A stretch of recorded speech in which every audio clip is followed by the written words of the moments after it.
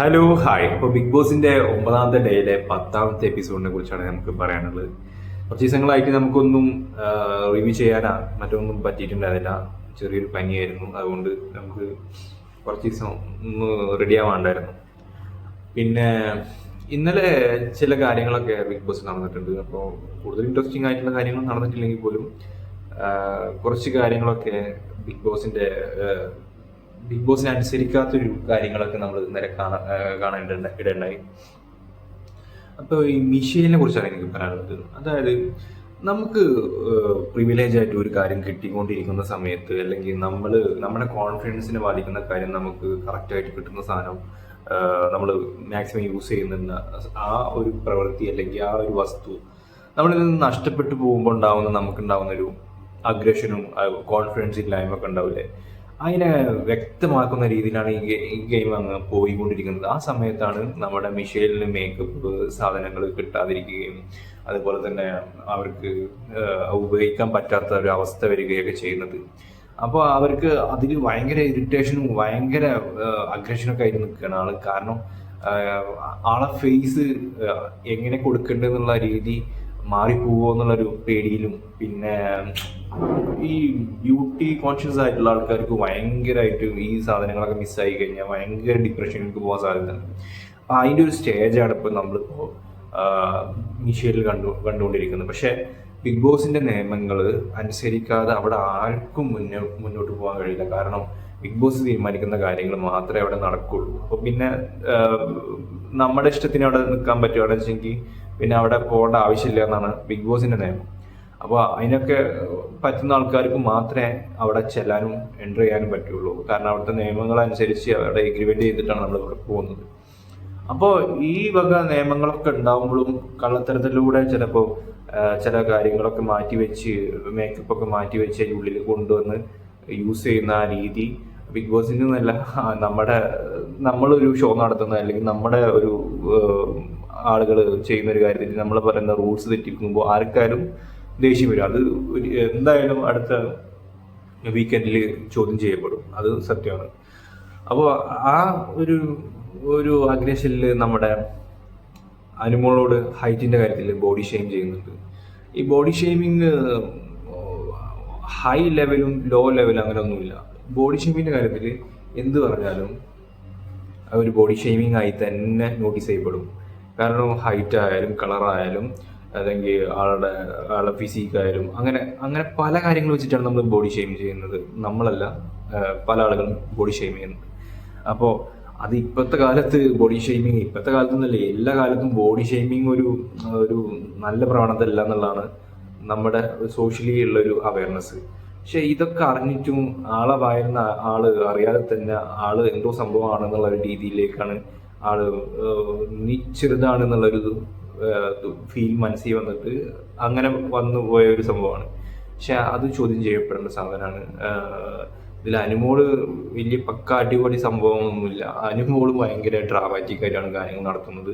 നമുക്ക് കണ്ടാൽ തന്നെ മനസ്സിലാവും. അനുമോളുടെ ഓരോ നീക്കങ്ങളും വളരെ കുലസ്ത്രീ പരിവേഷം കൊണ്ട് ആകെ ഞാനൊരു കുലസ്ത്രീയാണ്, ഞാൻ മറ്റുള്ളവരെ മുമ്പിൽ വ്യത്യസ്തപ്പെട്ടതാണെന്ന് കാണിക്കാൻ വേണ്ടിയിട്ട് ഒരുപാട് വൃത്തികെട്ട അലിഗേഷൻസ് കൊണ്ടിരുന്നുണ്ട് ഈ അനുമോള്. അത് ഒരിക്കലും ശരിയായിട്ടുള്ള കാര്യങ്ങളാണ്. ഇനി അങ്ങനെ അവിടെ ഉണ്ടെങ്കിൽ ഉറപ്പായ നോട്ടീസ് ചെയ്ത് ബിഗ് ബോസിന്റെ ശ്രദ്ധയിൽപ്പെട്ട് അതിനൊരു നടപടി എടുക്കേണ്ടത് ആവശ്യമുണ്ട്. കാരണം ഒരാൾക്കെതിരെ നോട്ടത്തിലോ അല്ലെങ്കിൽ ടച്ചിങ്ങിലോ അല്ലെങ്കിൽ മറ്റു രീതിയിലായിട്ട് ലൈംഗിക ചുവയായിട്ടുള്ള കാര്യങ്ങൾ നടക്കുന്നുണ്ടെങ്കിൽ തീർച്ചയായിട്ടും അങ്ങനെ അത് അനുവദിക്കാൻ പാടില്ല. പക്ഷെ അത് ഒരു അലിഗേഷൻസ് ആയിട്ട് ഒരു ആണുങ്ങൾക്ക് നേരെ നിൽക്കുന്ന ഒരു കാർഡായിട്ട് യൂസ് ചെയ്യുന്ന പല ആളുകളുണ്ട് സമൂഹത്തിൽ. അതിൽ പെടുന്ന ഒരാളാണ് അനുമോളെങ്കിൽ തീർച്ചയായിട്ടും അതിനൊരു വാണിംഗ് വീണ്ടും കൊടുക്കണം. കാരണം എന്താ വെച്ചാൽ കഴിഞ്ഞ പ്രാവശ്യം അക്ബറിന്റെ നോട്ടം ശരിയല്ല എന്ന് പറഞ്ഞിട്ട് ആള് പറഞ്ഞിട്ട് അത് നേരെ മോഹൻലാൽ ചോദിക്കുന്ന സമയത്ത് നേരെ യൂട്ടേൺ ആക്കുന്ന ഒരു സംഭവം കണ്ട്. അതുപോലെ തന്നെ വീണ്ടും അത് ആവർത്തിച്ച് ഇനിയും അത് ഒരു പ്ലേറ്റ് മാറ്റുന്ന രീതിയിലേക്ക് മാറ്റുന്നുണ്ടെങ്കിൽ ആൾക്കൊരു നിലപാടില്ല. സത്യം പറഞ്ഞാൽ ഒരു നിലപാടില്ലാത്ത ഒരാളാണ്. പക്ഷെ അങ്ങനെ ചെയ്യുന്നത് ശരിയല്ല എന്നാണ് എനിക്ക് പറയാനുള്ളത്. അത് ഞാനൊരു ആണായതുകൊണ്ടല്ല, വെറുതെ ഒരു അലിഗേഷൻസ് മറ്റുള്ളവർക്ക് എതിരെ കൊടുക്കുന്ന അല്ലെങ്കിൽ മിസ്ലീഡിങ് കൊടുക്കാൻ വേണ്ടിയിട്ട്, പ്രേക്ഷകർക്ക് നേരെ കൊടുക്കാൻ വേണ്ടിയിട്ട് ചെയ്യുന്ന ഒരു കാർഡ് പോലെ ഇറക്കുന്നുണ്ടെങ്കിൽ തീർച്ചയായിട്ടും ബിഗ് ബോസ് അതിന് അത് ചോദ്യം ചെയ്യപ്പെടേണ്ടതുണ്ട്.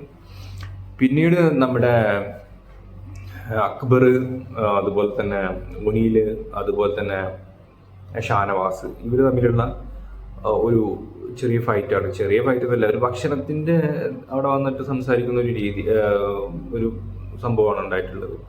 അപ്പോൾ അതായത് ഒരു ഓവൺ അടക്കാൻ മറന്നുപോയി ആരാണ്, ബിൻസിയാണെന്ന് തോന്നുന്നു.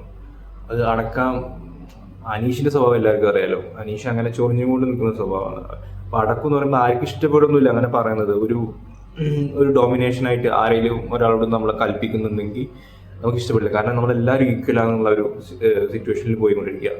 അപ്പോൾ അങ്ങനെ ഉള്ള സമയത്ത് ഒരു ഡോമിനേഷൻ വർത്താനം വന്നു കഴിഞ്ഞാൽ നമുക്ക് എന്ത് ചെയ്യും?